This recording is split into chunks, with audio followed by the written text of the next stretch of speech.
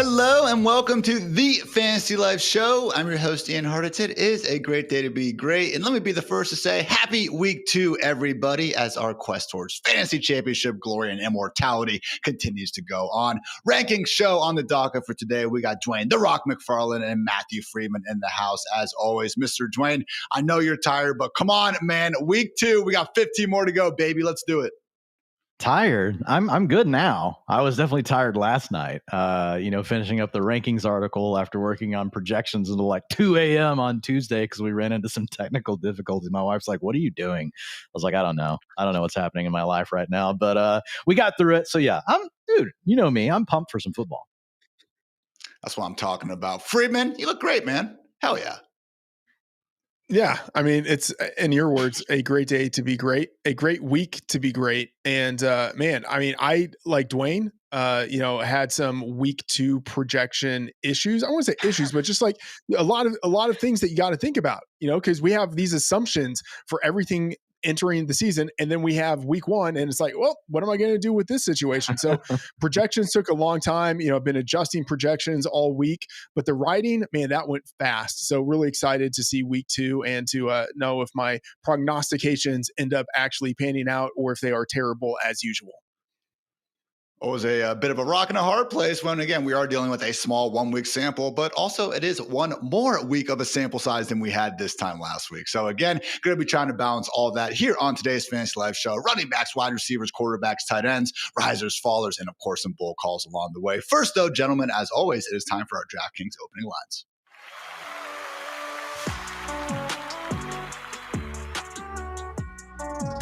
As always, we invite you guys to check out the injury roundup over on fantasylife.com every Friday to get you squared away with all the news and notes throughout the weekend. But hey, guys, first of all, wanted to break down again some of the bigger news that we did get on this lovely Thursday afternoon. Starting off with Xavier Worthy will be practicing allegedly with the shoulder issue. Dwain, you were kind of joking around about, his version of kind of being out there for practice is more or less walking around the sideline. But at a minimum, the Chiefs and Andy Reid have said they're not considering surgery.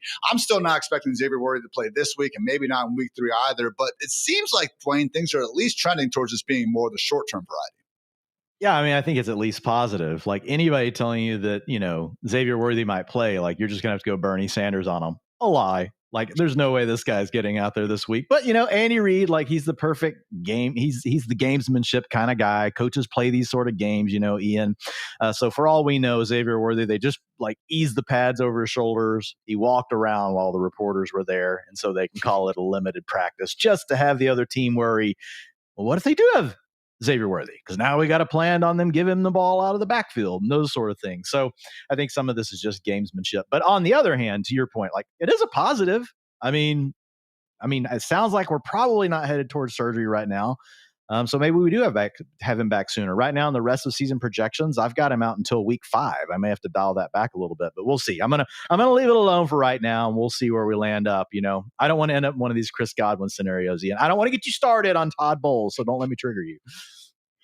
Well, great transition there, Dwain, because speaking of Chris Godwin and Todd Bowles, he is expected to return to practice today with that ankle injury. Todd Bowles was asked about Godwin and or Tristan Wirfs playing on Monday night there for that matchup against the Texans. He said, we will see how they come along during the week. They have a lot of tests to pass. So Freeman fully not expecting Chris Godwin to be suiting up this weekend or really anytime soon. But again, the fact he is returned to practice, it makes it seem like that tentative week 5 return date still very much, possible. Yeah, I mean, yes, but the answer is, does it matter? Like, hasn't he already been Emeka Egbuka? Like, I think when he comes back, he's going to be like pretty distantly the number 3 wide receiver in this offense. So it's good that he's going to be coming back, great for Baker Mayfield, but I don't think Chris Godwin is someone that we could start in week 5 with any sort of certainty, especially in guillotine leagues. But I'm going to have to see it first before I actually put that guy in a lineup. Definitely will have to see it. Dwain, I wouldn't necessarily assume that Buka is going to be, clear cut ahead of Godwin, though. What are your kind of thoughts on that distribution once we do see Godwin back in the lineup? Well, I think coming back, like early, I would be with Freedman. I would lean to Egbuka, but it does make you wonder if Egbuka is a sell high right now. Now I'm just going to tell you guys, as soon as you do that, because in a healthy offense where you do have Godwin fully back, you do have Evans back, and we might see that by like week 8. Let's say Godwin gets back on the field in week 5. Obviously, then Baker needs to be throwing for 275, 300 a game to feed all 3 of those dudes. So you're going to have an odd man out situation, which isn't the worst thing, guys. We have it go on in Detroit. We have it go on in San Francisco every year. You just kind of have to live with it. But I do think there's a chance right now Emeka Egbuka's value is so high. Like I had somebody ask me, would you trade Emeka Egbuka for Ashton Genty? I'm like, yes, in a heartbeat. I would trade Emeka Egbuka for Ashton Genty. Genty's locked into 70% of the work. Egbuka, like we don't know for sure. It could really go either way. So now I will tell you, as soon as you do this, Ian, and you trade him, now knock on wood, we never want this. Like Mike Evans will go down the week after you trade Egbuka, and then you're going to hate yourself. Because you know how this stuff goes. The bottom line is we know Egbuka's a good player, and that's the thing you really need to care about the most. But I would be willing to listen to offers if someone's really willing to pay up for him. Fantasy football is going to make every single person that plays it hate themselves. The goal is just to hate yourself, hopefully by the end of the season, a little bit less than everyone else in your league. Only other injury updates, guys. Brock Purdy is now expecting to miss 2 to 5 weeks with a turf toe variant. That's kind of interesting. Haven't heard that one too much. Again, already was expecting him to be out, but it sounds like it could be a slightly longer absence than expected. Will be the Mac Jones show in the meantime. Also, Brock Bowers not practicing on Thursday ahead of that Monday Night Football game. Again, they play at 10 p.m. on Monday night. Easiest thing you can do for yourself to be ready in case Bowers is going to be sidelined is to go ahead and handcuff him with Michael Mayer. And finally, Quinshon Judkins practicing in full on Thursday. Apparently met with the NFL on Wednesday. We'll see if any suspension or anything comes out of it. But at least for this week, Freedman really want to see what sort of package, if any, is going to be out there for Judkins before I can trust him. Also, a pretty bad spot for a running back who are not expecting to be too involved in the passing game from week 1 as a big-time road dog against the Ravens. Yeah, and there are also other running backs there in Cleveland who have been kind of impressive, Dylan Sampson in particular. But Quinshon Judkins, just kind of have to wait and see. I would expect that he ends up becoming the lead back in that backfield, but certainly not week 2 and certainly not as a road dog against the Ravens. And with that, guys, let's get into our running back discourse. This has been our DraftKings opening lines.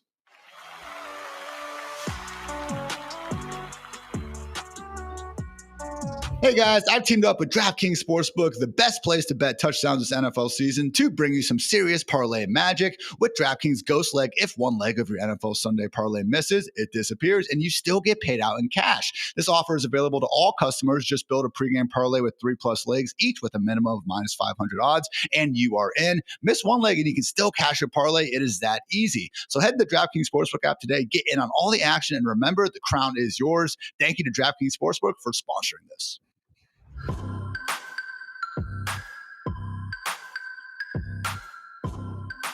The running back, y'all, sitting at the top of the Fantasy Life rankings. We got King CMC as Mr. RB1, Bijan Robinson, Derrick Henry, Jahmyr Gibbs, and Saquon Barkley rounding out the top 5. After that, Chase Brown, Devon Achane, Kyron Williams, Josh Jacobs, Bucky Irving, Ashton Genty, and in an absolute smash spot, Mr. James Conner sitting there as the RB12. Looking more so into our RB2 tier, Jonathan Taylor, surprised to see him that far. Again, these are our Fantasy Life consensus rankings. Behind him, James Cook, Alvin Kamara, Breece Hall, Chuba Hubbard, Omarion Hampton, Travis Etienne, fun to see you back, Tony Pollard, Javonte Williams, DeAndre Swift, David Montgomery, and Dwain and I's favorite running back in the NFL, Travion Henderson, rounding things out. But guys, wanted to look at Mr. RB19 himself, Travis Etienne, as one of our top risers of the week. Going into Cincinnati, now, Dwain, it really was a situation where we didn't know what to make of this Jacksonville Jaguars backfield, but we were pretty certain that once we did know, there would be a major riser. And right now, that man is Travis Etienne.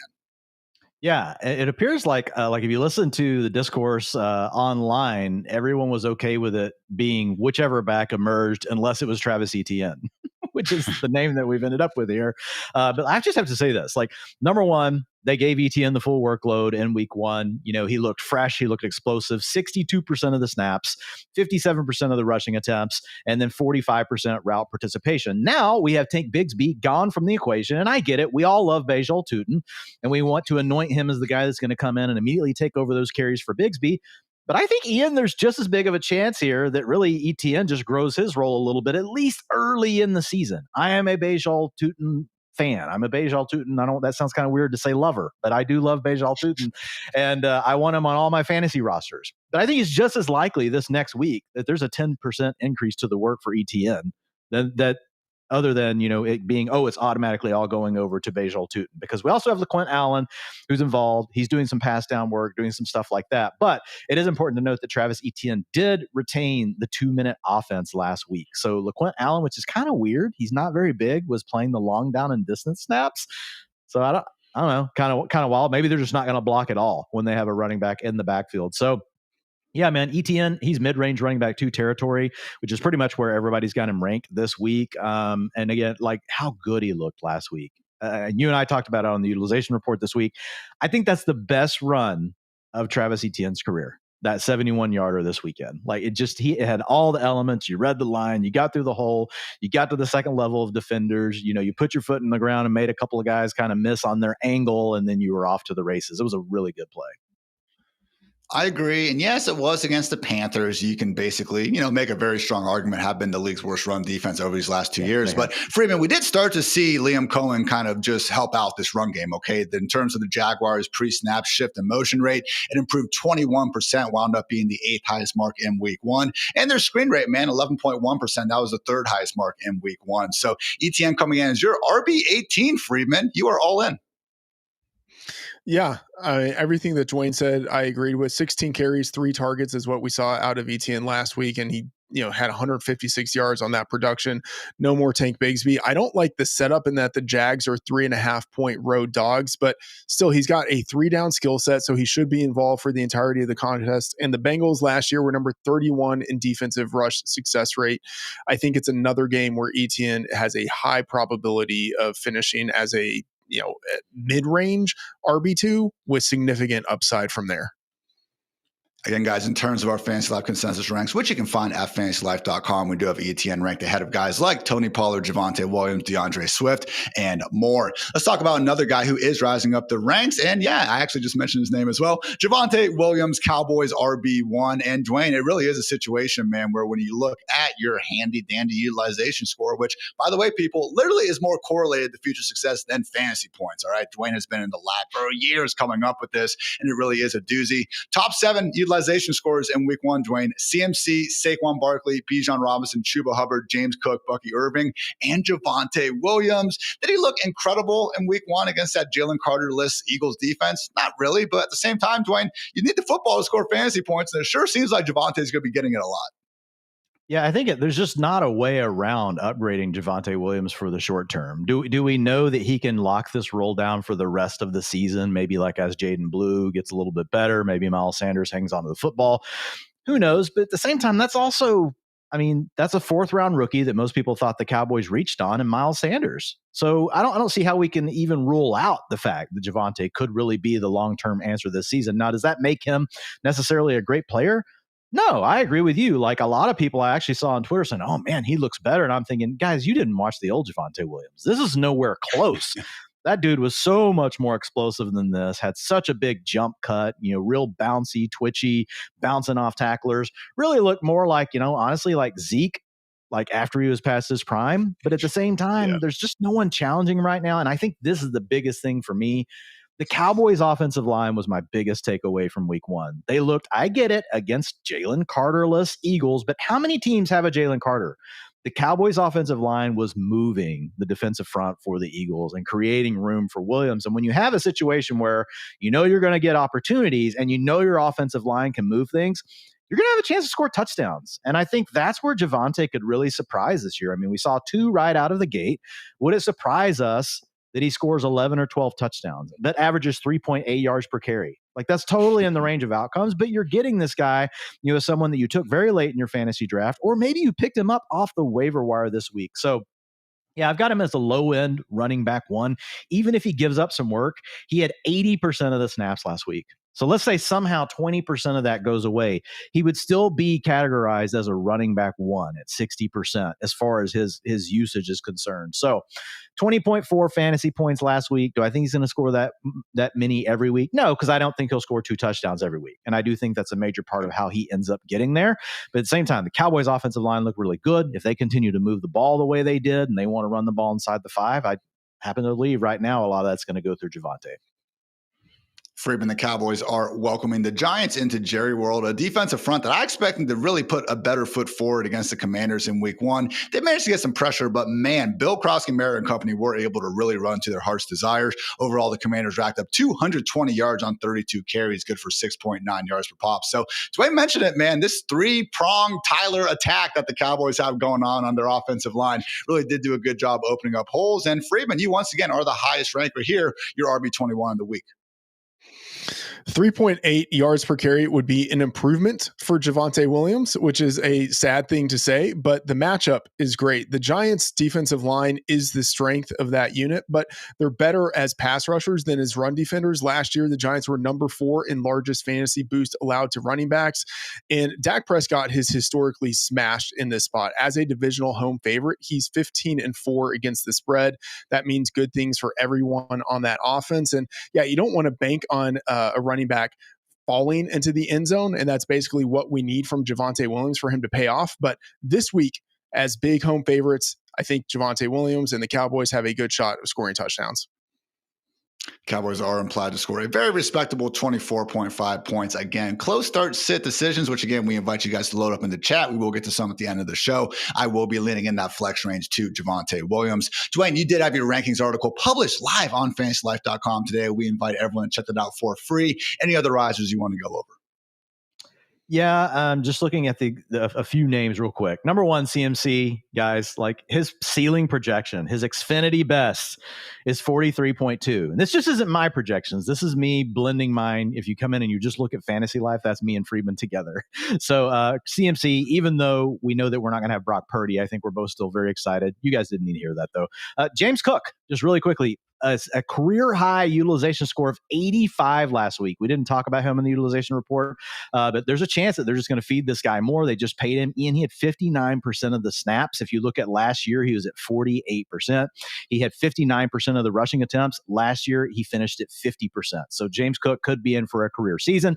David Montgomery kind of got lost in the shuffle because the Lions ended up losing that game, but he actually still led the Lions in rushing attempts with 52%, and it was more Jahmyr Gibbs on passing down. So again, kind of got swept under the carpet with that loss.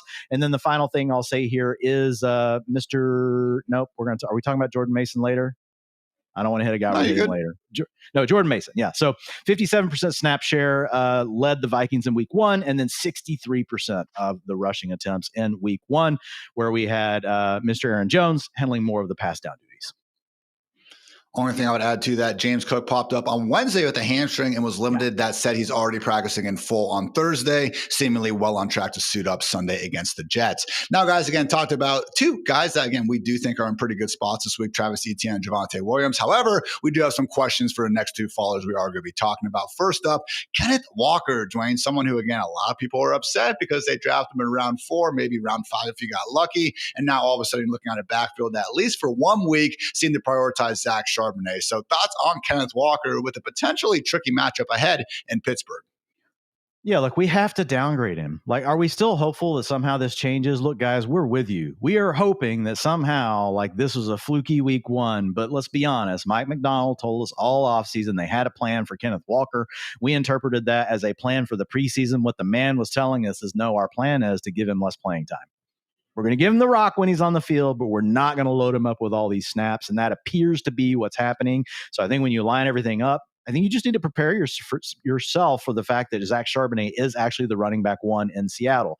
I will say the positive is they're still pretty close when it comes down to the touches. And if you look at opportunities, it was actually Walker getting 13 versus 11 for Charbonnet last week. I'm going to say this, though. I don't think that holds up every week. And the reason why is right now, anyway, it's 1 game. Charbonnet is in the role that's going to be more, it's just so much more, it can protect itself from bad game scripts. Like, it's the easiest way to say it. Like, if things go sideways, he's playing the 2-minute offense. He's handling the passing down duties. That's going to push Kenneth Walker off the field. So Kenneth Walker really right now, more of a guy that's getting out there on 1st and 2nd down. Now, he's still getting targets. He got a 33% targets per route run on those plays. So again, they're featuring him when he's out there.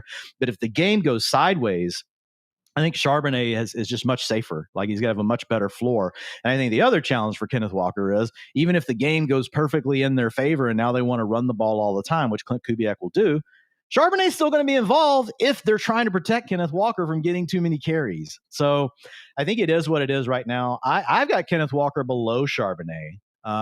Several of our rankers still have Kenneth Walker above Charbonnet right now. I'm not feeling that. I think you got to go Charbonnet over Walker, and I have them both close. They're both running back threes.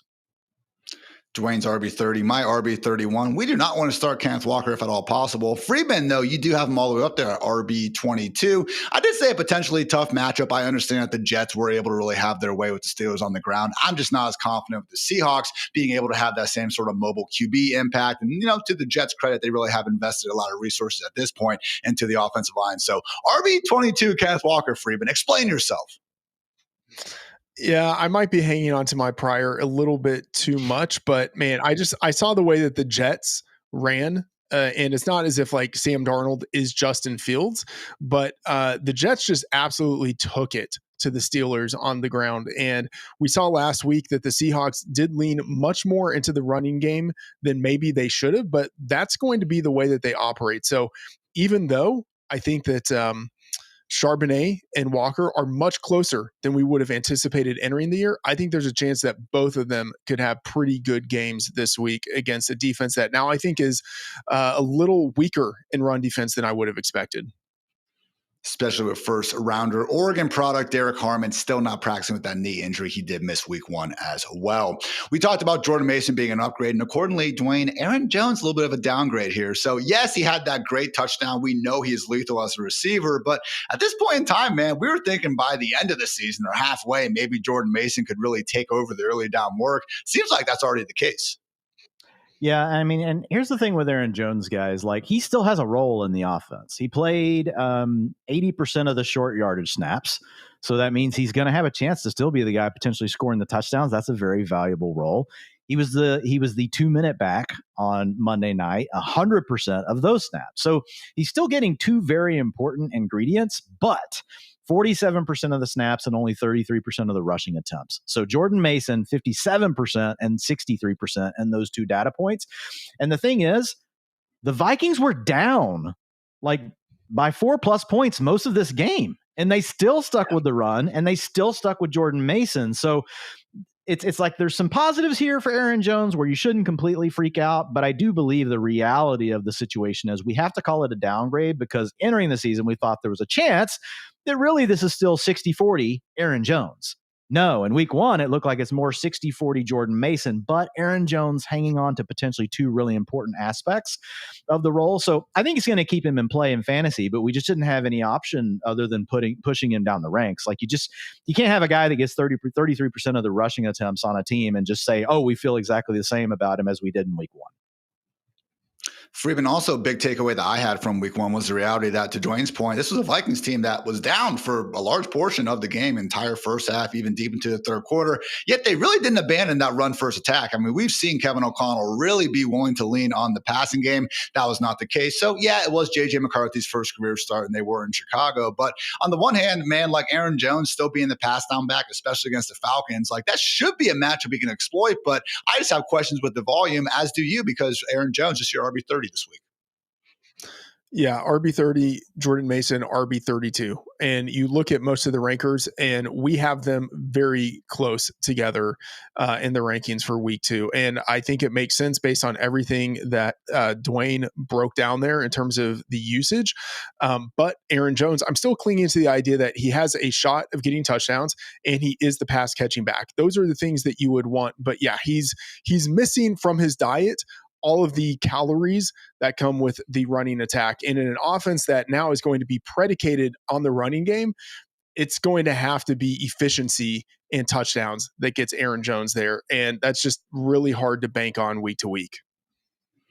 Consensus ranks, guys. We do have Aaron Jones behind guys like Jalen Warren, still ahead of guys like Zach Charbonnet, J.K. Dobbins, and Jordan Mason himself. So not that you can't start him, but again, Jordan Mason very much going to be involved in this backfield. Dwayne, any other fallers you want to go to? Nothing to hit real big like on the fallers. Do have a fun sicko call. I will just say real quick, Pacheco. But we talked about this a little bit already in the show on Sunday, and then we've talked about it earlier in the week. But like, the Chiefs' backfield is a mess now. It's a complete committee. Pacheco was in a slight lead, but we're not crazy about it. The other name would be RJ Harvey. Similar situation. We're in a three-way backfield right now in Denver, guys. I still love RJ Harvey for the long term of the season. Had a really good run, very similar to the run we talked about with Travis Etienne Jr. earlier. They were, if you go back and watch them, you're almost like, almost the same run. Very impressive. But right now we've got Tyler Beatty as the fly in the ointment. Ian, whenever they want to throw the ball for sure, and they know they want to get it to the running back, they're letting Tyler Beatty be the guy they're doing that with instead of RJ Harvey. So until we see that change, Harvey is really more of a low-end running back 3. Absolutely want to buy RJ Harvey right now. Go reach out to your league mates right now, the second this show is over. But yeah, please do not start him in week 2. We very much do have 3 running backs still involved. That takes us to our bull call segment. Starting off, Dwain, with your sicko start, who you got at RB? Well, Ian, I needed to follow you up on this one because I know you brought it down with the helicopter. I even responded to your helicopter tweet last week. I was like, I just put Tyrone Tracy in 2 lineups, and now I got to switch it back because Ian brought the helicopter. No, Ian, you do hit a lot of your helicopter calls too, so just messing with you there. But Tyrone Tracy, your process was right. I don't know if your family's leaving you or if they already left you, but your process was right on Tyrone Tracy. If you look at him, 73% of the snaps, man, 59% of the rushing attempts, 67% route participation, guys. And he had an 11% target share. He was very involved. The Giants just completely sucked. Now, I can't guarantee that they're not going to suck again, but I do feel like against the Cowboys, it could end up being a little bit closer game. I think the Washington Commanders are a little bit of a better team. Yes, I'm sick. It just pains me to say this, but a better team than the Dallas Cowboys at this point. And so I just think with Tracy, everything just went wrong. But when you typically see a player like this that has this kind of role, now who knows? Like they could, if he doesn't start performing, they could give some of his role away. And some of that could start to happen this week. But usually, like, somebody like this, they're not going to switch it that quickly heading into week 2. So I went ahead and put him on here, and it's all about the utilization, y'all. I mean, the guy had a full-time role. A player that plays in the role he was in, honestly, is typically a lock for like 13 points. Like that's usually the worst you're going to get when somebody has the role Tracy had. He just ran really bad last week and gave you 5.5 as the helicopter, lost a blade, chopped off the back end of the copter, went spinning into the ocean. But yeah, Freedman, how about you? Do you like Tyrone Tracy?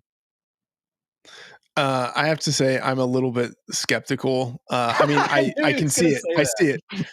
I see it. The thing is, Andrew Thomas, their left tackle, I think is still going to be out for another week. And so we just have to see. We have to see if he's in. Doesn't matter. Yes, on 70% of snaps, it doesn't matter. Just play them. Andrew Thomas last week was limited, then didn't practice, then limited and carried a doubtful designation into the weekend. He was limited in today's practice, so we'll see what happens. If maybe he could have a questionable tag, would feel a little bit better about the post-chopper jinx bounce back that Dwain is leaning on. So, Freedman, we're going to you now. Again, you have warm blanket calls where you are feeling good about life, and you also have wet blanket calls. And just when you think I know a guy, DeAndre Swift, wet blanket in a revenge game? Come on, Freedman. Yeah, I know. I feel like I'm being contrarian on the contrarian take. I don't know. But DeAndre Swift, I talked about it on the Chop Pod with Paul Charchian. He got so much usage on Monday Night Football. 17 carries, 5 targets. You got to love that. But man, he was bad. Just 65 scrimmage yards, no touchdowns. Inefficient for him and the offense. My bold predictions article is on the site. And one of my predictions in there is that the Lions will hold the Bears to 0 points this week. I mean, the Bears, they scored 24 points on Monday Night Football. The Lions allowed 27 points to the Packers in week 1. So on the surface, it might look like the Bears won't struggle, but they were bad on offense, especially after the opening scripted plays were exhausted. From the second quarter on, they were number 30 in offensive success rate. And now they're going on the road with a one-day rest deficit, facing a superior Lions team that knows new Bears head coach Ben Johnson better than any other team in the league knows him from their previous time together when he was on staff. And a Lions team that is desperate to avoid back-to-back losses to open the season. The Bears were dreadful running the ball last week, number 32 in rush success rate. And even though Caleb Williams, and I can't believe I'm saying this, he opened the game with 10 straight completions. Even though he did that, Last week, he was still number 27 in composite EPA and completion percentage over expectation. Like, this Bears offense, I think from beginning to end is going to struggle. I think they're going to be really hard pressed to move the ball to find the end zone. And that means Swift could have another subpar game in terms of the production metrics, except I think even fewer opportunities and fewer yards this week. So full fade of DeAndre Swift. And the wild thing is, talking about the great first drive in the opening script, a lot of that was Caleb Williams scrambling for big gains. And he had that best throw of the night, that complete rocket while he was rolling out to the sideline, hit Roma Dunze for 15 or 20. So we'll see what happens there. But yeah, all in all, guys, just why doesn't Ben Johnson call it the good plays? Why doesn't he just do, the things that made Jahmyr Gibbs and Jamison Williams the fastest players on the field? I don't know. Should be a fun matchup regardless. Time for my Hartitz heater, though, guys. I'm going with Tony Pollard gaining 100-plus total yards and finding his way into the end zone for the Titans. I understand it was gross last week, but you know what? We all expected that in Mile High against the Broncos. So Cam Ward, honestly, I think when you do go back and watch that film, really did impress, had some ill-timed drops. Yeah, he took some bad sacks in there too, expected from a rookie in that position. But I do think the Titans offense will have some potential to have games where they actually, again, can score more than 12 points, wherever they ended up with. I know Jared versus the Rams, not exactly a layup matchup, but man, Nick Chubb's corpse guy still managed to go out there, gain 60 yards on 13 carries. Heck of a lot better efficiency than most running backs can attest to having. So in games where Pollard has been the running back for the Titans without Tajay Spears, he's had 20, 18, 23, 31, 27, 22, and most recently 19 touches. Love the volume. Should get plenty of it. 100-plus yards and a touchdown. He's my RB17 on the week. So that's going to wrap up our running back discussion, guys. Plenty of wide receiver goodness to get to. First, though, quick word to our friends over at Xfinity.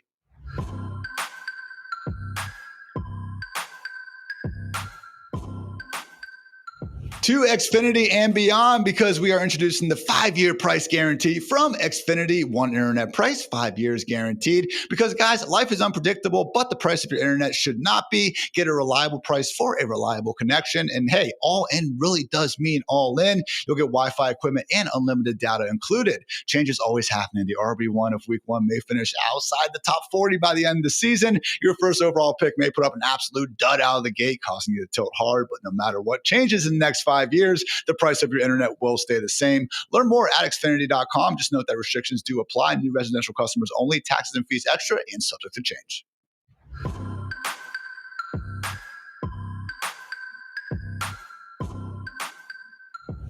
We got our Fantasy Life consensus top 12 wide receivers up on the board. The usual suspects leading things off: Jamar Chase, CeeDee Lamb, Puka Nacua, and Justin Jefferson. Please, for the love of everything in my bank account, Nico Collins, our wide receiver 5, step it up. Got Malik Neighbors behind him. Again, rounding it out, BTJ, our one true sun god. JSN, welcome to the top 10. Lab McConkey, T. Higgins, and A.J. Brown. Moving on to our wide receiver 2 range: Mike Evans, Drake London, Garrett Wilson, Devontae Adams, Zay Flowers. Also a handful of Buckeyes here: Marvin Harrison Jr. and Emeka Ibuka. Also got DK Metcalf and Deebo Samuel joining the crew. Cortland Sutton, Tyreek Hill with the downgrade to wide receiver 23. More on him in just a little bit. And Tedero McMillan holding strong. And I will say, guys, as much as he didn't exactly boom in week 1, did have some shishi moments. Really cool one-handed catch that they ended up calling a DPI on and no incompletion. And then also basically had a situation where he caught a nice 16-yard back shoulder. Unfortunately, just wasn't in a position to actually get the yards because there was an offensive lineman downfield on the other side. So with all that said, no Chiefs receivers in the top 24 yet, gentlemen. We do still have one that is a riser, and his name is Hollywood Brown. As we mentioned earlier, fully expecting Xavier Worthy to be missing this game with that shoulder injury. So, Dwain, it just comes down to the reality that, the guy who got 14 targets in week 1 is someone who we deserve to be bumping up the ranks. That's really all it comes down to. And he plays with Patrick Mahomes. I mean, if you went back, I went back and watched those again. I'd already watched some of that game again because I went back to watch Omari and Hampton, but I went back actually earlier today, and I just wanted to make sure what I was seeing, with Hollywood Brown, because my recollection of it when I watched the game was like a lot of targets, but not doing much with them. And that's pretty much when I rewatched it again. Like, he literally would catch the ball, get tackled, and fall down. It's not the same explosive player we once knew. So I do worry about that a little bit. At one point in the game, he had 12 targets for like 38 yards, which is nearly impossible. That's like a bad running back line. But at the same time, we talked about this on the utilization show, he did get loose behind the coverage on a scramble drill. And that's what Patrick Mahomes is really good at. Josh Allen is good at the same thing. And ultimately, Mahomes found him behind the defense, and it really made his day whole, catching that long ball like that. And the thing you just have to remember with the Chiefs is if he's going to have an opportunity to be the target leader, it also doesn't mean he has to just be a dink and dunk underneath guy every game. And it doesn't mean they can't try to scheme some things up for him down the field. This is something that Hollywood Brown used to be pretty good at. I think now that he's gotten older, and honestly, I think the injuries have taken some of that away. But we can't completely rule out him not just being like, having an average. His average depth of target this last week was 6.7, but mainly what helped it was really just two deep shots down the field. One deep shot, one like medium shot. Most all the plays were underneath, but they could change that a little bit. And again, a lot of you are playing in PPR, so you don't even care. You're just like, I don't care. Like, just throw it to him. And if he catches it and it's 3 yards and you do that 10 times in the game, and then one play goes for longer, like what we saw last Thursday, then we're fine. So, yeah, I moved him up into that mid-range wide receiver 3 territory, or actually a little bit closer to the bottom end range of wide receiver 3. But it wouldn't surprise me at all, man, like if he was a wide receiver 2 this week. Like, I think it's very much in the range of outcomes for Hollywood. That is where Freedman has him ranked the highest of our rankers, wide receiver 23. Freedman, you would start Hollywood ahead of DK Metcalf, Terry McLaurin, Tedero McMillan, Jacoby Myers, amongst others. So talk us through that, man. Because again, Dwain's wide receiver 29. I'm wide receiver 28. We're not too far apart, but you do seem especially confident here. Yeah, I mean, it's the usage from last week. A 94 utilization score is what he had. That is just absolutely unreal. And I think just because of the dearth of other options they have, Xavier Worthy, I expect to be out. Rashee Rice is obviously out. Travis Kelce is a husk of his former self at this point. I think Brown is going to get a lot of usage, like 94% utilization score. Like, that is outrageous.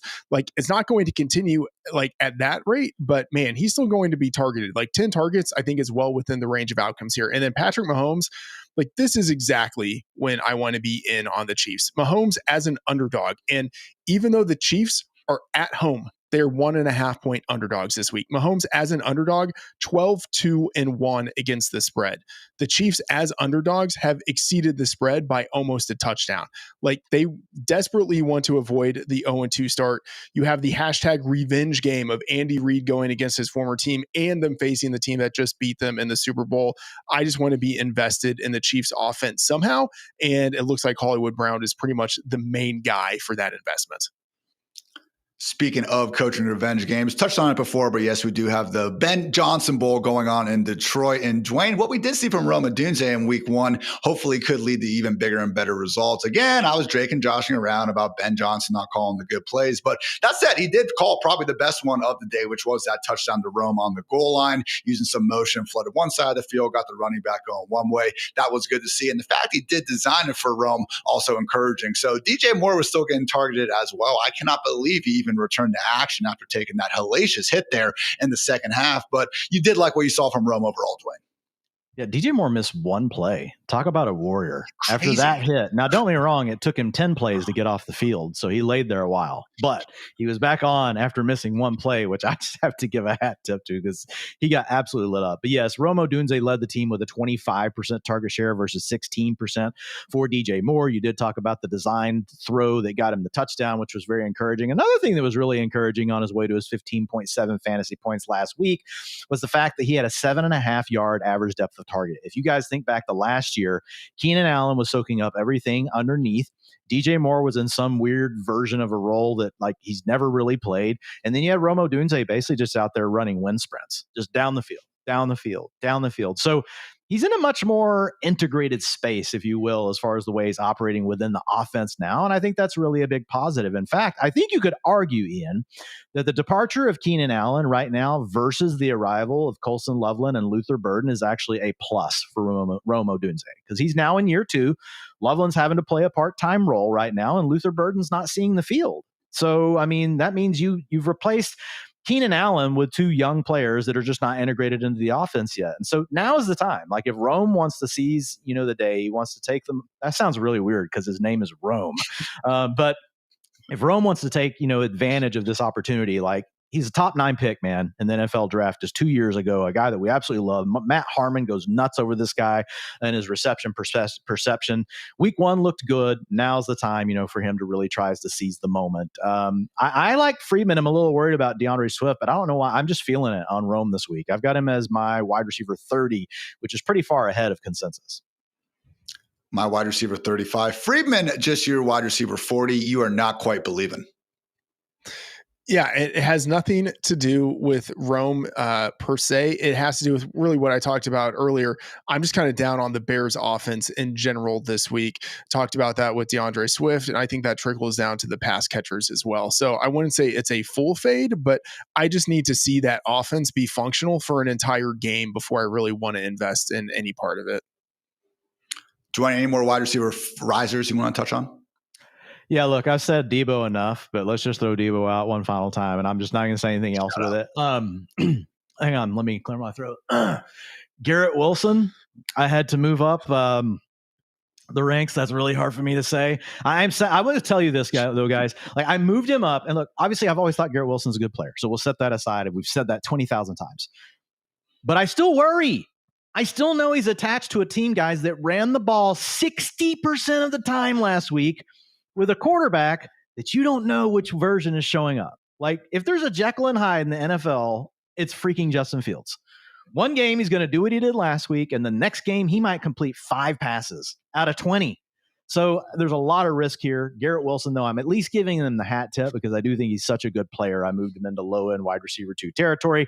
We already talked about Igbuka earlier. Pearsall was going to be one of my main write-ups, Ian, but with the Brock Purdy injury, I did have to hold off on him. But having said that, it is Mac Jones. We saw Mac Jones support Brian Thomas Jr. last year, and everyone else besides CMC might not be on the field this weekend for the 49ers. And then the last one I'll throw out there is Keenan Allen, the guy that we mentioned for the Bears, looking really good with Justin Herbert. So he did get a move up into low-end wide receiver 3 territory. That takes us to some followers, guys, that we do have questions about. Not saying you can't start these players, even if there's a fire or anything like that. But again, just enough of what we saw in week 1 does have us concerned. Starting off, guys, with these Dolphins wide receivers, Tyreek Hill and Jalen Waddle. I'm the lowest on Tyreek. He is my wide receiver 27. Dwain has him wide receiver 23. Freedman, you are a little bit higher at wide receiver 17. So it sounds like, and I also know one of the quarterbacks you like later, you're not completely losing your mind over this Dolphins offense yet. Yeah, I'm going to wait one more week. And part of it is also the matchup against the Patriots. We'll talk more about that in a little bit, but they allowed Geno Smith to pass for, 368 yards in his first game with an offense that really doesn't have all that many great pass catchers. I still think that Tyreek Hill is one of the best wide receivers in the league, even if he's not, top 12 at this point.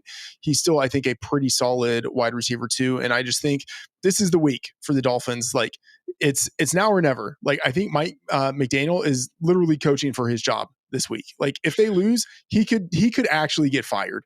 I think it's all the plays, and these are dudes who are professionals and who have done it before at a pretty high level. I think Tyreek Hill and the rest of the Dolphins end up looking pretty good. No Christian Gonzalez. Likely, again, for the Patriots, he has not practiced all week with that hamstring injury. I mean, Dwain, we saw Geno Smith and the Raiders really have all sorts of success, even in bad conditions, weather-wise last week. If Tua and company can't get it going this week, man, it really is going to be time to sound those alarms. Yeah, I just find it funny that Freedman's not willing to invest in a Bears offense because he needs to see more. But he's in on the Dolphins, who have been bad for 2 years. But actually, I am with him on this. Now, I didn't rank Tyreek Hill as high as Freedman did because Freedman is a bold call machine. But I will say this, 27% targets per route run. You're going to look at his route participation in the utilization report. You guys can check it out over at fantasylife.com. It's at 61%, but that's because they rested all the guys at the end of the game because they were getting blown out last week by the Colts. So if you looked at what Tyreek Hill was doing in the first 3 quarters before they decided to basically take him off the field, it was pretty much his normal thing as far as route participation, around 85%. But he was by far the number 1 target earner with that 27% targets per route run. And the other big positive, man, 50% of his routes came from the slot. That's not treatment that we've really seen from Tyreek Hill before. So that just gets you those mismatches inside against the linebacker safeties. Just more opportunities potentially for Tyreek. So I like Freedman's call here, even though I think, it's a contradiction when he talks about the Bears one way and then the Dolphins another. Jalen Waddle, someone we are all more on the same page with. My wide receiver 40, Dwain's wide receiver 41, Freedman's wide receiver 39. Limited in practice with a shoulder injury that did briefly sideline him in week 1 as well. So not ideal there. Certainly more believing in Tyreek Hill, if anyone, in Miami at the moment. Another wide receiver that we do have questions about, we can keep this one quick because it is on the Thursday night game. But Dwain, Matthew Golden, based on what we saw in week 1, not great. Apparently, nothing is sacred anymore in this world because the Packers' family night first team snap counts didn't come to fruition. I'm still upset.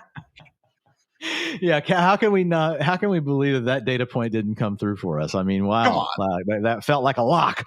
But yeah, 53% route participation, not ideal, guys. Now, he was dealing with an ankle sprain coming into this game. Is something he's been dealing with a couple of weeks. The other thing, I did go use Perplexity, who we use for our AI, and I looked up, all the coach quotes from the game, which it's really great for that, guys. I don't know if you've tried. It does a really nice job because it can actually go get you I guess it can look at the transcripts, and it pulls back all the things they say about a guy like Matthew Golden. So the thing that came up multiple times was that the game got so out of hand and they were just blowing, the Lions out of the game that they really wanted their guys that could run block out there. And apparently Matthew Golden is not one of them. So I think you could take that kind of either way, like that, it's kind of like, oh, well, okay, maybe that's a positive. But on the other hand, it's also like, okay, so he can't be out there when they want to run the ball. Well, what if they audible to a pass? Like, that's not an ideal thing. So bottom line with Golden, you don't want to be dropping him. Let's just get him on the bench this week. No Packers wide receivers inside our top 40 consensus ranks over at fantasylife.com. So again, enjoy the game tonight, but probably should not be starting those guys if you can help it. Dwain, any other fallers you want to break down at wide receiver? Yeah, looking at the wide receiver group, we do have Jerry Jeudy. I know it got warm blanket last week. It ended up being frigid. It ended up being a wet blanket. But here's my concern. We're playing against the Ravens. We've got a situation where we don't expect the Browns to score a lot of points. And Jerry Jeudy has to compete with Cedric Tillman, who's basically doing as well as he is. David Njoku's going to be due to get his, and now we've added Harold Fannin to the mix. So that's just pinning a lot on the Browns offense. Now, to be fair, Joe Flacco's been good enough to get the yards, just not good enough to get the touchdowns. If Joe could get the touchdowns, I think we could feel better about this. But like my son came to me before the show and he's like, do I start Jerry Jeudy or Jameson Williams? I'm like, JMO. Like, I get it. Both guys are in crowded situations, but the Lions are a good offense that could score 35 points. That's not the Browns. So, yes, Jerry Judy's a downgrade for me. Jerry Jeudy was asked about the challenges of facing the Ravens secondary, and he responded, no challenges, which, to be fair, they did have some pretty good games against the Ravens last year. Kyle Hamilton, when asked about that, kind of gave a good quote saying, was I not going to play hard before he said that? Again, kind of the funny back and forth with guys talking trash. I do appreciate the Browns going out on a limb, though. Makes it more fun. Also makes it more fun. Some bold calls. It's time to go hard, everybody.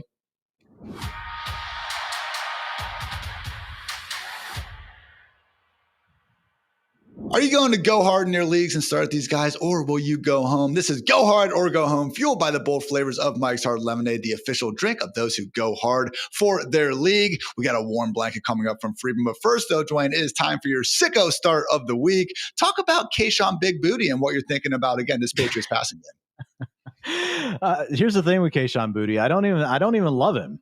I think he's Romeo Dobbs, right? So I think he's a guy that can like spike for you. Here's the challenge. If you are working your waiver wire this week, or you're just looking on the waiver wire, there wasn't much for the way of wide receivers.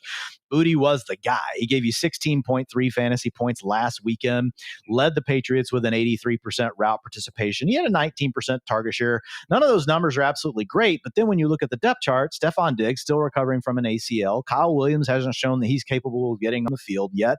Yeah, you got Hunter Henry, you got Austin Hooper, but there's no one necessarily sitting there to run away with the thing. Now, that doesn't mean, as we've seen, Keyshawn Booty's suddenly going to get a 30% target share. You have to be good enough to earn that. But it does mean he could be around 20%. Drake May, has played pretty good last weekend, at least from a yardage perspective. So the thing with Booty is this. He's only rostered right now in 21% of Yahoo leagues, which is one of the criteria I look at whenever we're going to make the sicko calls. So guys, don't get it twisted. Booty, if you look at my ranks, he's a boom bust wide receiver 5. But if you're playing in a deeper league, you've got an injury, something like that going on, he's one of the few names that we can look to that's still unrostered this weekend that might be able to come in and give you 14 to 16 fantasy points if he catches a touchdown. Has indeed cleared 95 yards in 3 of his last 4 games, so has been playing some good ball lately. Freedman, Dwain called out the warm blanket. Man, you are going back to well, though. Come on, let's get one here. Yeah, I mean, this one might be more disgusting than Kayshon Boutte. I'm going with Josh Palmer. I mean, unreal stuff that I'm actually talking about this guy. He is the wide receiver 52, which is like in most scenarios, you wouldn't be starting him. But this is like if you are desperate, you need a wide receiver who is on waivers. I think Palmer can be a viable flyer for you.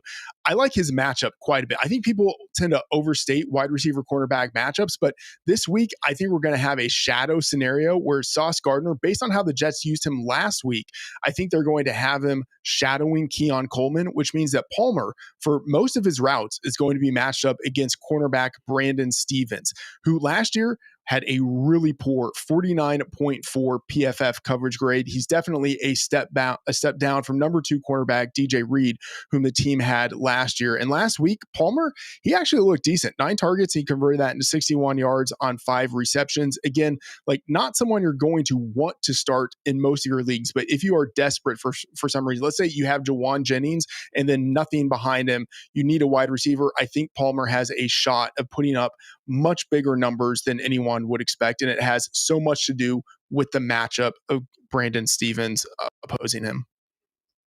Again, 9 targets last week, and, Keon and Shakur got a little bit more of the headlines there, but it was fun to see that much usage for Palmer in game 1. So I think he could be onto something there. Freedman. Time for our hardest hitter, though, guys. I'm going with Cedric Tillman, staying hot and turning in yet another top 20 finish. If you look at him post Amari Cooper trade, guys, we basically have now 5 games of him being a starting wide receiver in Cleveland, and he has accordingly posted fantasy finishes as the wide receiver 15, 3, 11, 1 does the 50, but hey, in week 1, got back in the top 20 with a wide receiver 18 finish. So went for 99 yards and 2 touchdowns against this very Ravens defense last year. I know they have retooled the cornerback room, but man, seeing what the Bills were able to do to them, especially late, Jair Alexander, Chidobe Awuzie, I mean, look at them. They're old, everyone. They're old. So again, situation where Joe Flacco is going to be throwing the ball around the yard. Dwain broke down some of the reasons why we're not loving Jerry Jeudy. I do think accordingly, Cedric Tillman could just wind up being the most productive wide receiver in Cleveland. Loving that. And again, it's just more reason to go hard, everybody. And that is going to wrap up this week's Go Hard or Go Home, brought to you by Mike's Hard Lemonade, because playing it safe is how you end up watching playoffs from the couch.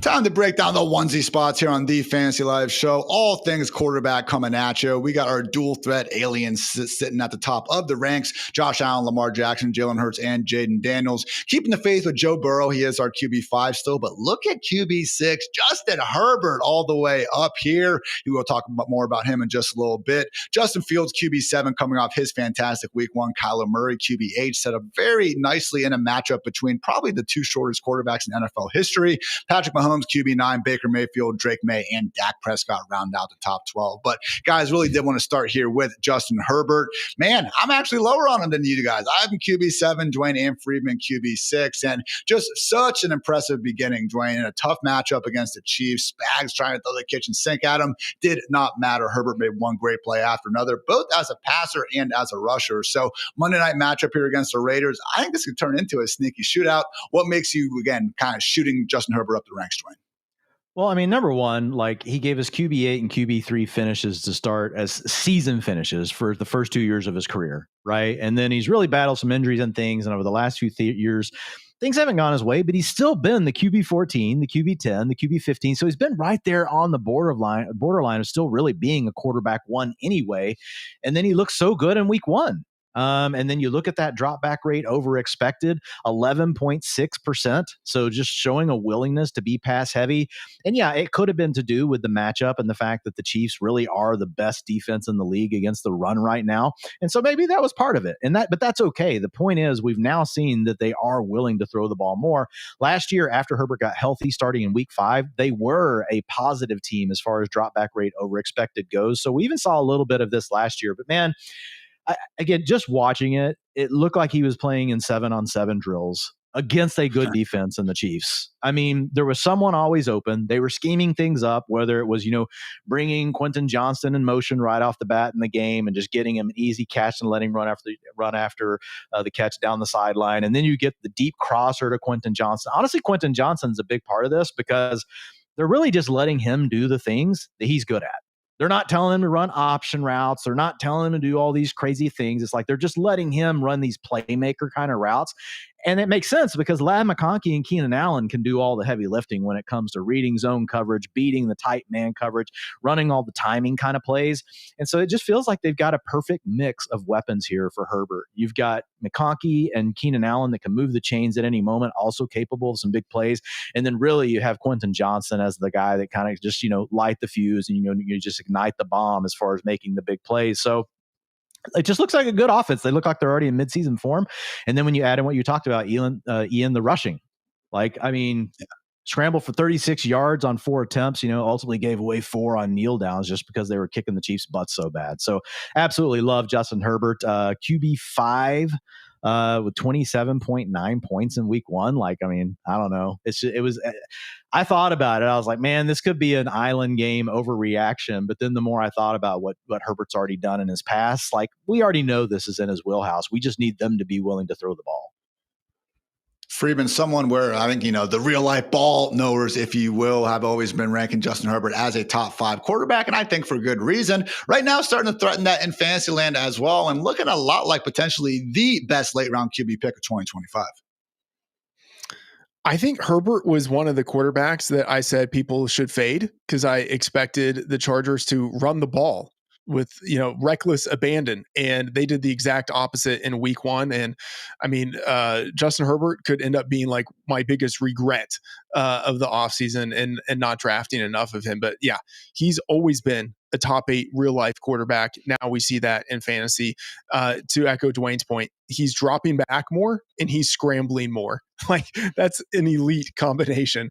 And he's got the arm talent and he's got, I think, the surrounding talent. I think Quentin Johnson had an underappreciated second season, and it looks like he might be even better in his third season to where maybe he actually does end up meeting his draft capital. That would be pretty amazing. And then Ladd McConkey exceeding his draft capital and Keenan Allen just being a very solid all-around veteran. That's a good offense that they have there with also, even without Rashawn Slater, a pretty, I think, stout offensive line as well. So you put it all together, Justin Herbert, MVP, that's within the range of outcomes for him. Freedman on his deathbed in 60 years being asked what the biggest regret of his life was, not drafting enough Justin Herbert back in 2025. It could happen. Dwain, also, maybe, just maybe, we didn't draft enough Kyler Murray. It wasn't the best week 1. He also is playing the Panthers. But again, it was a situation where as much as he didn't boom last year, just like you were kind of listing off the finishes with Justin Herbert, we still have seen Kyler be a borderline QB1 even in his more relative down years. And just especially in this spot, man, against the Panthers. I have my kind of mismatch advantage article coming out tomorrow, and just pass, run, whatever, man, the Cardinals look like they are set up really well in this spot. Yeah, they're 6.5 point favorites tomorrow or this weekend against the Panthers. The Panthers were the 4th best opponent adjusted matchup for quarterbacks last year. So the 4th best quarterback boost, 4.4 additional points per game they gave up to quarterbacks versus the average that the quarterbacks they played actually had as an average. So big boost, like you mentioned, doesn't matter really what you're doing against the Panthers. It's been a good thing, and it does look like that trend is carrying over into 2025 with what we saw in week 1. And you mentioned with Kyler, he's not what he was 4 or 5 years ago. He's just not. We have not seen that version of Kyler Murray. But the thing is, last week he only threw for 163 yards. He did throw for 2 passing touchdowns, but he ran for 38. When you tack that 38 yards on, that's 3.8 fantasy points onto the 14.5. Now you're suddenly sitting there at 18.3. Did he win you your league? No. But he also didn't lose your league for you. And the other part is he has the ability to have a spike game where he runs for 80 and throws for 300. Jared Goff simply can never do that. Jared Goff could throw for 400 and throw 5 touchdowns, which Kyler's not going to do. But Jared Goff, it would be an outlier game for him to rush for 7 yards.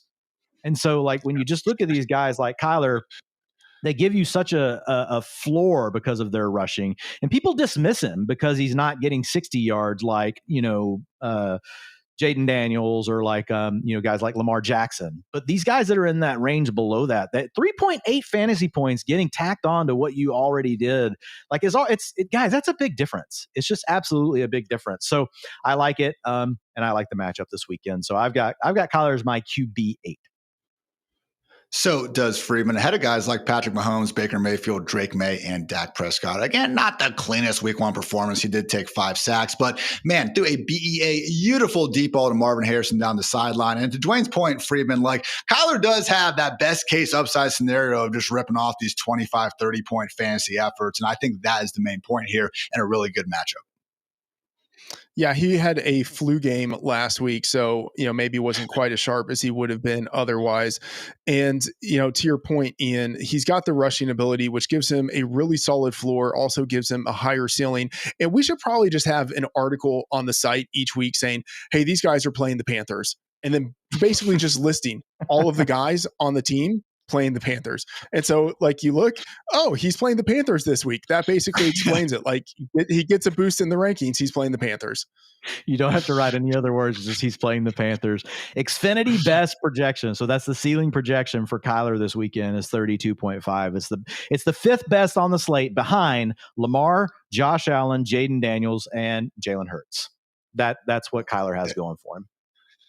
There you have it, guys. If you have Kyler Murray in fantasy, you probably should be starting him in this week. Otherwise, you have 2 awesome QBs, so good problem to have. That said, a faller, someone who we would not be starting over Kyler Murray, Broncos quarterback Bo Nix. It was a really rough week 1. And look, he had a great rookie season, truly great. So I'm not going to dismiss that for week 1, but man, was PFF's lowest graded quarterback and just throughout the entire game didn't look comfortable. 2 interceptions, both of which were thrown really into the area where we're just like, oh my God, what was that? Saw the safety jumping. Again, was not pretty. Dwain, again, a situation where he's your QB 12. I'm actually keeping a little bit of faith at QB 10. Freedman's QB 15, but not pretty. And then now we're going into Indy, a defense that really did look good against Miami. Not exactly making Bo Nix the must-start sort of option that a lot of people drafting him to be.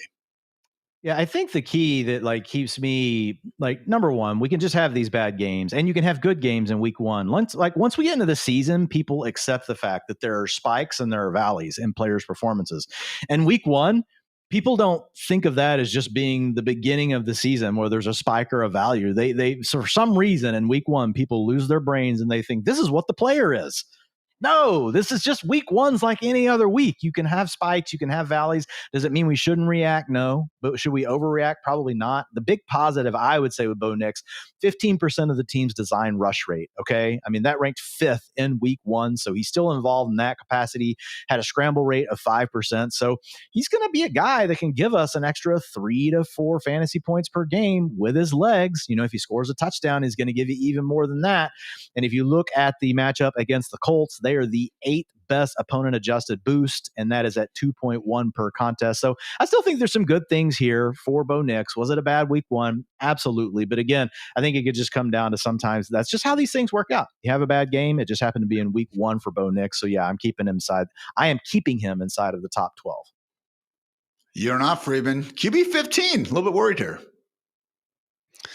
I mean, I feel like Bo Nix looked in the mirror before the game and said, "It's time for Bo Nix time." I think he just forgot that, hey, he's Bo Nix. He's not Patrick Mahomes. He shouldn't be making off-platform throws. It seemed like he was playing outside of himself and outside of what made him a viable fantasy player last year. But also, I want to place his rookie year in context. He was number 19 in composite EPA and completion percentage over expectation. He was number 25 in adjusted yards per attempt.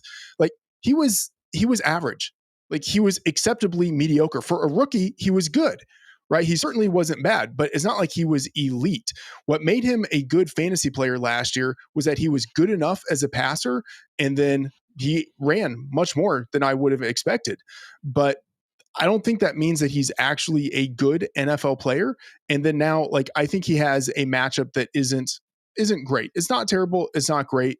I might be a little bit too low on him, but I think what we saw in week 1 might be a sign of him regressing a little bit in his second season, or not. Let me rephrase this differently. Not taking the second year leap that a number of quarterbacks do take.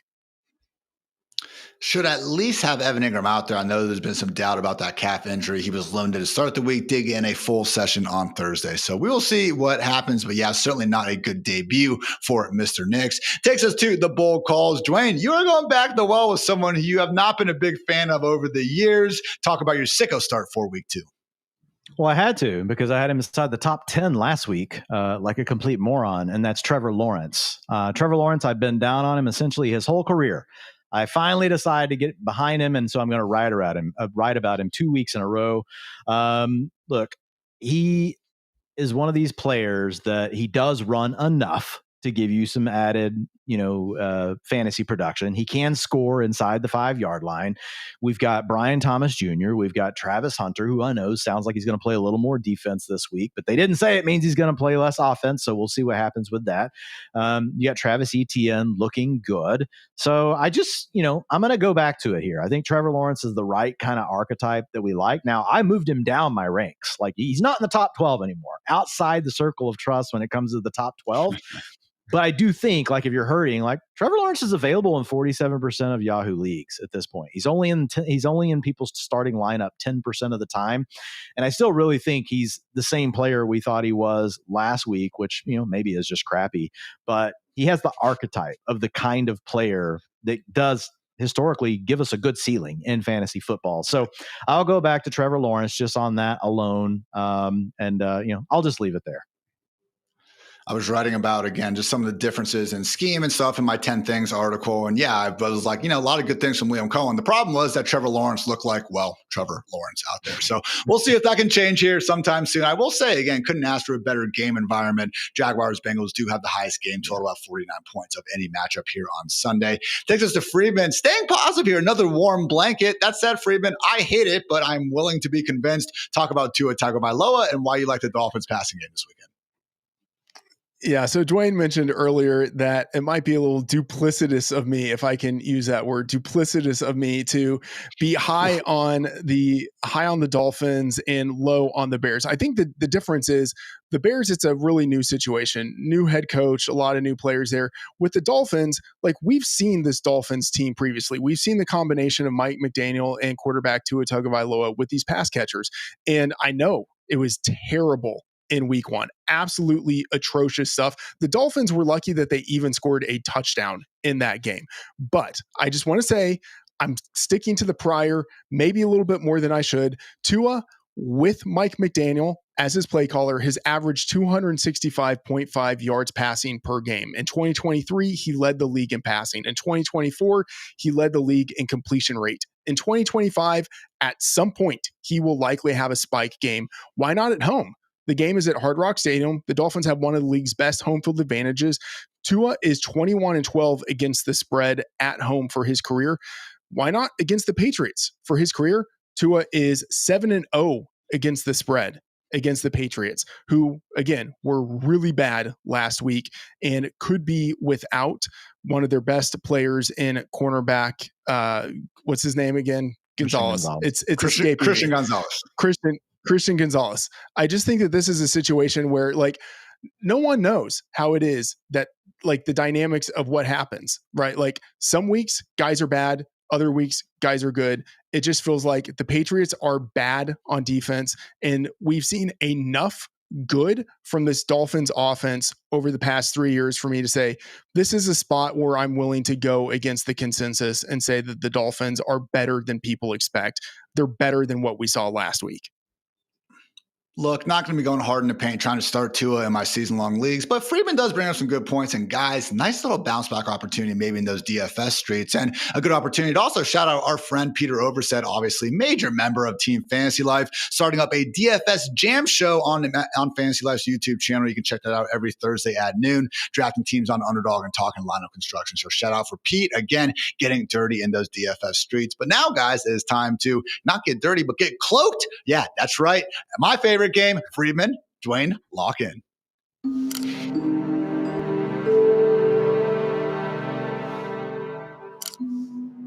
I'm going to give 4 clues. We'll see if Freedman and Dwain can guess who is my Hartitz heater at quarterback. Clue number 1, this Texas native is a 2-time Pro Bowler.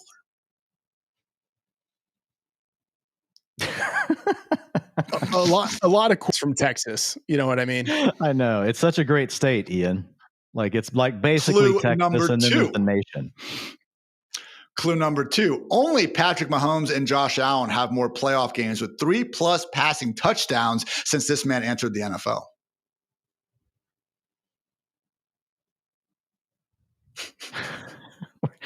were terrible at this game. Freedman, guess. These are tough. Clue number I'm not going to 3. wager a guess yet. Clue number 3. This quarterback leads the NFL in passing touchdowns and interceptions since the 2023 season. Got it. It's Baker.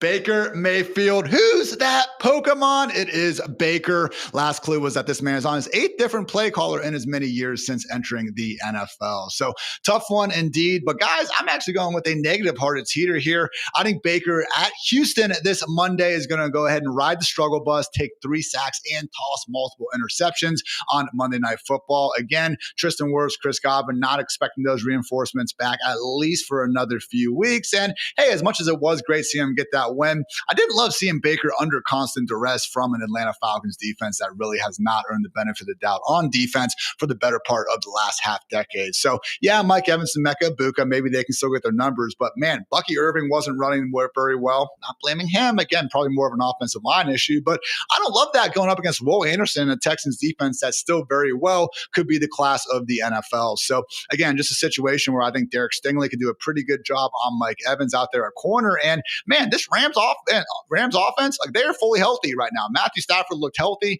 They could only manage 14 points against Will Anderson and company. So Baker Mayfield riding that struggle bus. He is my QB 12 this week, and that is the lowest among your 3 boys here. And yeah, guys, again, this has been Cloaked Identity. Did want to give a shout out to Cloaked. They're your all-in-one solution for privacy, safety, and security, protecting your identity, blocking spam, and keeping you safe from digital threats before they reach you. We love data over here at Fantasy Life. In fact, Dwain has a very weird infatuation with it, but we don't like our data being exposed to data brokers from around the web. Cloaked has you covered, though. Cloaked will scan you for your info, names, address, phone numbers, and all that, and erase them from more than 140 data brokers online, cutting your spam, scams, and risk of identity theft at the root. You can get started today with Cloak's free risk scan at cloak.com/fantasy, courtesy of Matthew Berry's Fantasy Life, to see where your personal information is exposed, and then sign up with 20% off with code FANTASY. Again, that's cloak.com/fantasy.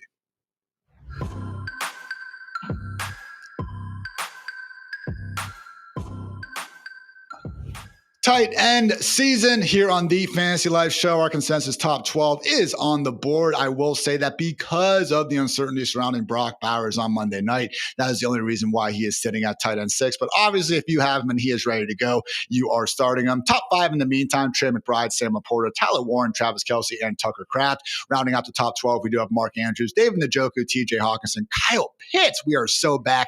Jake Ferguson and Dallas Goedert. And accordingly, guys, let's run through a couple names here, starting off with Mr. Pitts, someone who went ahead and put forward a very impressive week 1, I will say. Looked healthy, looked big, looked athletic. Dwain looked like everything that we thought Kyle Pitts was going to be for the majority of his career. Maybe, just maybe, this 24-year-old has been saving his best performance for 2025. Are you buying it, Dwain? Look, like you said, I mean, the biggest part for me with Pitts was the fact that he looked good. Like he actually looked, fluid with the ball in his hands, like he was making plays. The underlying data points were good. 83% route participation. He had a 21% target share in this game. Now, late in the game, you did not have Drake London in it. Obviously, Darnell Mooney missed the game with a shoulder injury. It does sound like London is going to play this week based on the latest reports that we have. We'll have to wait and see what happens with Mooney. But if by some chance one or two of those guys were out, I think it really does help Pitts. But he had a 76 utilization score. If you go back to the year 2020, looking at all the data we have back to them, a utilization in that score has historically been a low-end tight end 1. So that would support where we have him in the ranks, Ian, which is inside the top 12. Freedman, he is your tight end 9, ahead of guys like Jake Ferguson, Dalton Kincaid, the Raiders tight ends, Hunter Henry, Juwan Johnson, amongst more. Kyle Pitts, man, again, he has let us down, but I will say a little bit of a different role in week 1, just a 4.6 yard average target depth, man. He's been in the double digits the first 3 years of his career, even 8.4 last year. So yes, of course, we do want some chances to have explosive plays down the field, but that said, Freedman, you can feel a little bit better about his floor when he's being used more so as a check down valve like this. Yeah, some of his usage last week, I'm wondering if it had to do with the absence of Darnell Mooney. So if Mooney is out once again, or if Drake London is out, if both of those guys play, but maybe they're limited, maybe we still see the same Kyle Pitts. Although I will say, like, I'm a little optimistic to echo Dwayne's point. He just looked better. Like, he looked faster and more athletic than he has in the past 2 seasons, another year removed from the knee injury that ruined his second season. So maybe we finally are seeing the athletic Kyle Pitts, who entered the league as like the highest drafted tight end of all time. Like, maybe we actually see that guy. And if that's the case, yeah, top 10 is easily warranted. Couple followers I want to quickly run through. TJ Hawkinson picked it up a little bit there towards the end, but this week just my tight end 8, Freedman's tight end 8, Dwain's tight end 9. Again, only one ball to go around in Minnesota. They certainly do seem pretty content to go ahead and run it as well. And also Colson Loveland, guys, please, for the love of God, do not drop him. Bigger days will be ahead. That said, Cole Kmet very much working ahead of him right now. None of us have Colson Loveland inside our top 20 tight ends. So Dwain, again, fantastic article at fantasylife.com. Any other tight end riser follower stuff you want to run through? Yeah, I mean, I would say, like, looking at the tight ends, like, it's just one of those situations where, there was a lot of help on the waiver wire this week. So hopefully you got one of Juwan Johnson, who we'll talk about more, or you got Harold Fannin Jr. Harold Fannin Jr. was very active in the offense this past weekend. We talked about him in the utilization report, so I won't spend a long time here, but essentially he's playing the second tight end, and then he's also playing the slot wide receiver. And that's really keeping him alive. He had a 65% route participation. The big thing is, man, 22% target share, actually more than Jerry Jeudy, more than Cedric Tillman, definitely more than David Njoku, 13.6 fantasy points. He also had a carry out of the Wildcats. So Kevin Stefanski definitely has a plan for this guy. The other name I'll throw out there is Jake Ferguson. He had a 19% target share in the first week, 83% route participation. The Cowboys have the 6th highest team total this week against the Giants. So I do think with the injuries that we have, it's just one of those scenarios where typically Ferguson's kind of like that, borderline tight end 1. That just goes ahead and elevates him into the tight end 1 conversation due to some of the injuries. Probably should have caught a touchdown last week. Dak Prescott has never seen a seam ball that he has been afraid to throw. Unfortunately, sometimes, those big time throws end up being more like hospital balls. Actually saw a hilarious tweet from the Ringers, Deontay, what's his freaking name? Man, I'm sorry. Lee. Anyway, basically saying that, like, hospital ball, Deontay Lee, thank you. Love his stuff.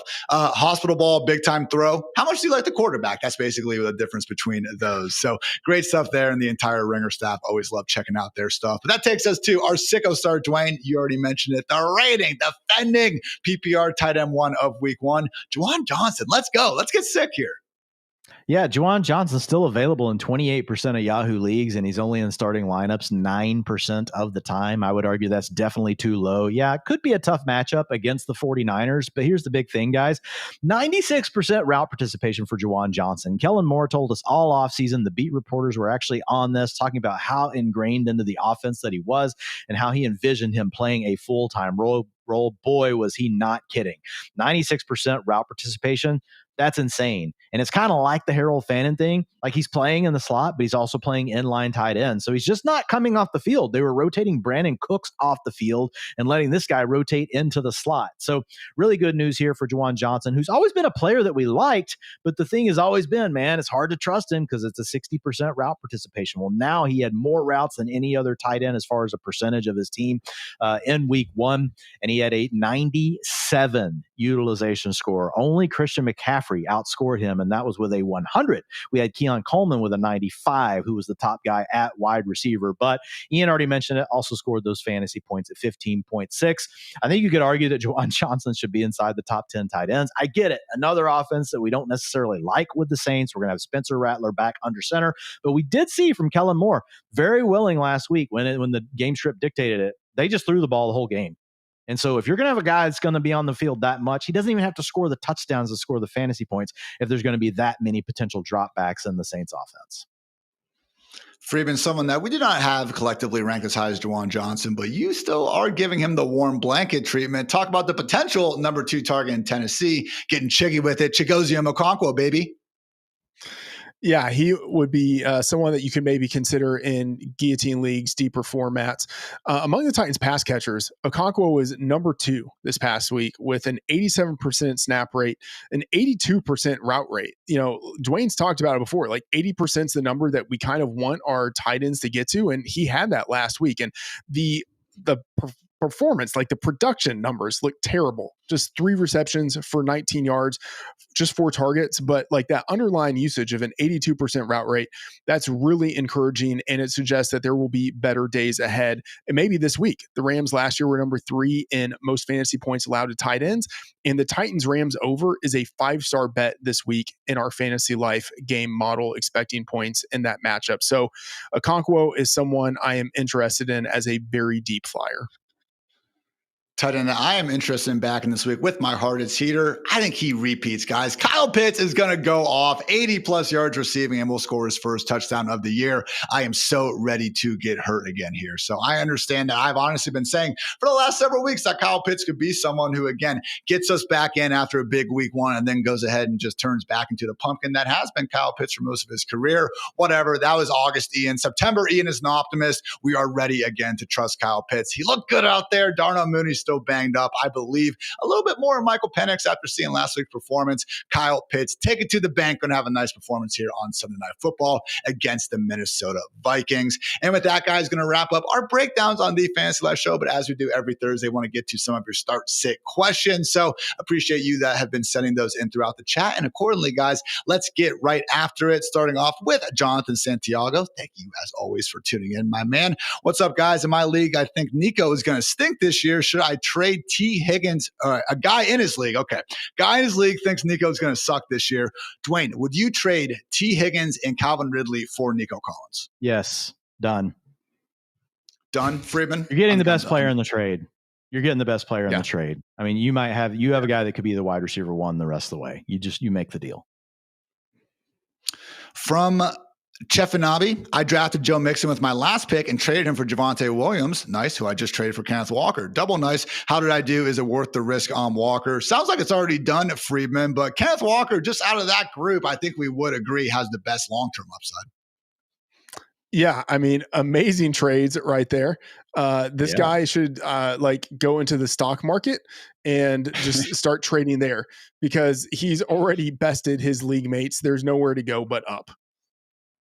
0.5 PPR from Kevin. Dwain, Austin Eckler or Rashid Shaheed? Shaheed. I think it's Eckler was dealing with a little bit of an injury. Sounds like he's he's going to play tonight. Everything's pointing towards him playing tonight. But I just think Krosky Merritt has a chance to grow his role every week. We got a little bit of an injury concern. So Shaheed played plenty last week.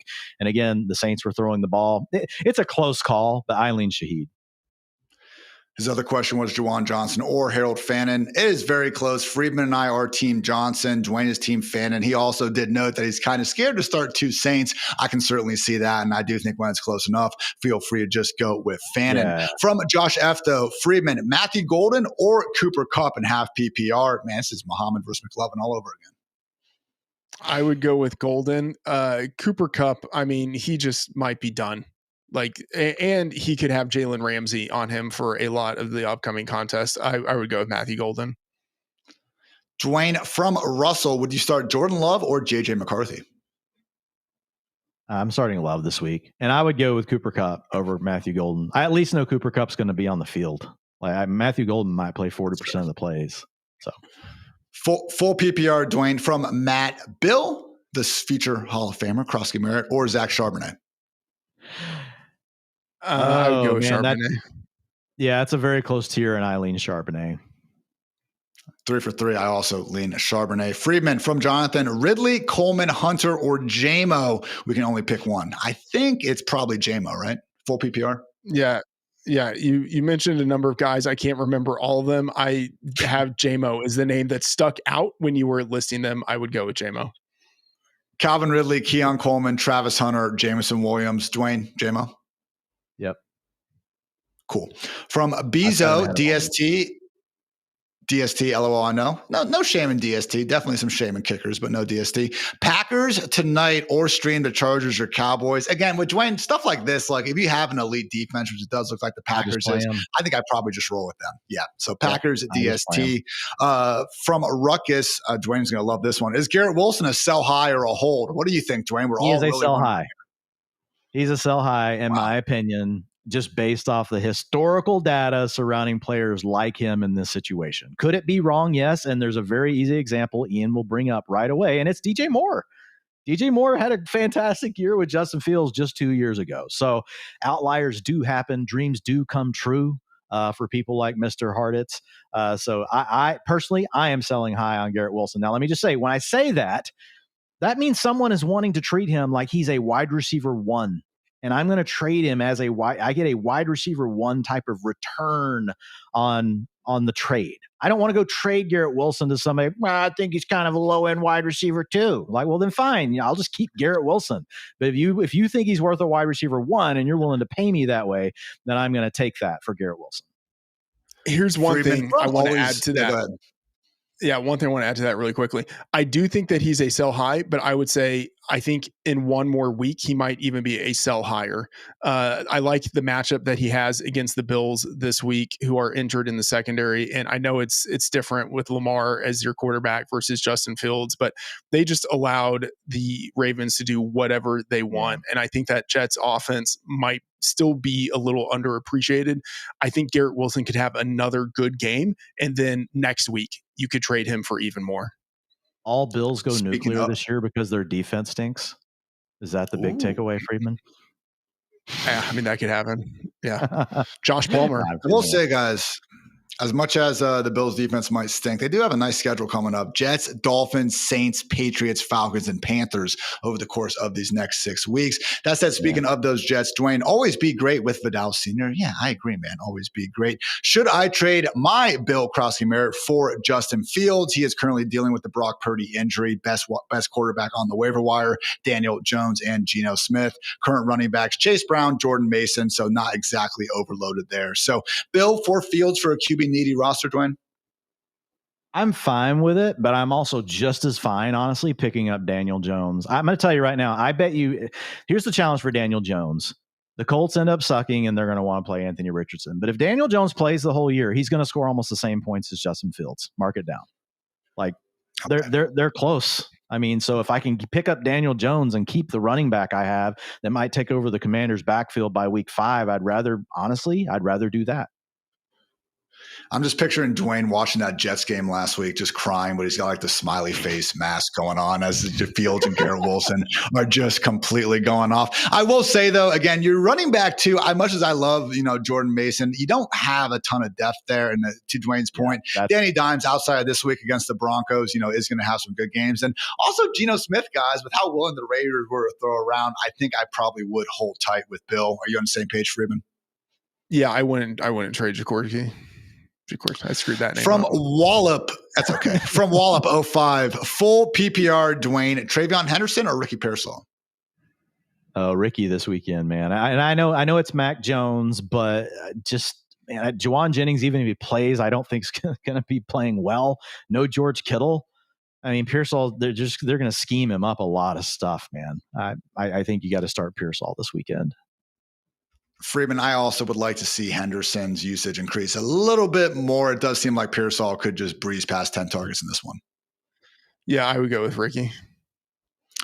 Charbonnet, Tracy, or Bill from Matt. I think we're all team Tracy there. Yeah. I am. I don't think Freedman is, but I am. I think it's close for me. I think I would actually go Charbonnet. JCM over Kenneth Walker. I believe we are team Bill there. Also, Henderson as a starter, Charb on the bench. So I will say between the Seahawks guys or Bill. Yeah. Yeah, it's close. Like I lean Bill, but again, you're probably talking about 2 players that are going to get around 10 opportunities. Can you tell me which one's going to score the touchdown? Freeman, which one's more likely to score a touchdown? It might be Kenneth Walker this weekend. Yeah. I mean, Bill's playing against the Packers, who looked really freaking good and shut down David Montgomery and Jahmyr Gibbs in week 1. Yeah, I would go with Walker. Yeah, it's very close. From my guy Yeet Cannon, Flex Pickens or Pittman. We are going with George Pickens there. Top 5 low darks. Let's see. We need to start 2 wide receivers, 1 flex. Man, come on. It was 1 week. Do not include BTJ and start sick questions. Thank you for listening and everything. But come on. Marvin Harrison Jr., Emeka Buka, Debo Samuel, Cortland Sutton, Breece Hall, Travis Etienne. You got a team, my friend. So definitely starting BTJ. I can't even keep up with it all. Tough. I'm starting Debo Samuel. You have a bunch of top 20 options, bro. Feel good about it, honestly. Yeah, top thoughts. Too many good names. Yeah, exactly. There's too many good names for us to process. We don't have teams that are as good as yours, and we're just going to live vicariously through your lineup decisions. Let us know how it goes. Anthony Rizzo is taking a break from his retirement with the Cubs to ask us a start-sit question. Needs one flex. Freedman, Odunze, Pacheco, Tillman, or Keenan Allen in full PPR? Oh, man. Can you say those again? Odunze, Pacheco, Keenan Allen, and Cedric Tillman. Yeah. Man, just shooting from the hip, I would go with Keenan. Dwain, I think I'm Odunze. I'm Keenan would be. I'm Odunze, but Keenan would be, if I'm narrowing it down to 2 and then making my choice, Keenan would be 2. Dwain, Njoku or Harold Fannin rest of the season? And David Njoku. David Njoku still played 85% of the routes. Like, he's still a good. Again, spikes and valleys happen. We overreact when they're in week 1. I mean, you almost said Harold Fannin, Dwain. We all heard it. No, I did almost say it. Look, came out. I almost said husk like Freedman. Earlier he worked a husk in there on us. Sarah, A.O. Manor, or Tedero McMillan, definitely T-Mac. Jim, start 2, sit 1. Pearsall, Ibuka, or T-Mac. I think we're sitting Pearsall in that one, Dwain, but it's close between him and T-Mac. Ibuka, T-Mac. I would start Pearsall. I think I would start Pearsall ahead of McMillan. See who you're going to start him over. Yeah, ahead of McMillan. Well, here's the thing with Pearsall, guys. The one thing I'm going to say, we talked about scheming and up at everything. He's still never really shown to be a target earner. Even last week, it was an 18% target share. T-Mac busted out last week and just said, throw me the damn ball. So we've seen it from him in college. We saw it, in his first game. Pearsall never at any level of college, anywhere, maybe high school. I don't study high school football. He's never been a high-end target earner. So I would lean to the 2 guys that have been. And I do have Ricky Pearsall 1 spot ahead of Tetsuroa McMillan in my ranking, so I need to change that. We got Freedman on the, boots on the ground for the high school game. Don't worry about that, Dwain. From Brendan, Debo, Jacoby Myers, or Devontae Adams. We are all consensus team Devontae with our ranks. Javonte Williams or Nick Chubb from 3 Wolves. We are also going with Javonte Williams there consensusly. Last one from Big Rice Ball. Start 1 running back and 1 flex. PPR Freedman. Hampton, ETN, DJ Moore, Hollywood Brown. I think we're just riding with the running backs there. Yeah, going with the running backs. Dwain, same? Yeah. And with that, going to wrap up this edition of the Fantasy Life Show. We appreciate you guys tuning in. As always, if you like the show, then like the show. Always appreciate subscriptions as well. And man, if you want to leave us a nice review, and if you feel that way, that really would be great. So thank you as always. Good luck in week 2. Get those minds right. Let's go watch some freaking football, people. So for Dwain, for Matt, for producer Kelsey, I'm Ian. Thanks again for tuning in. Until next time, take care, everybody.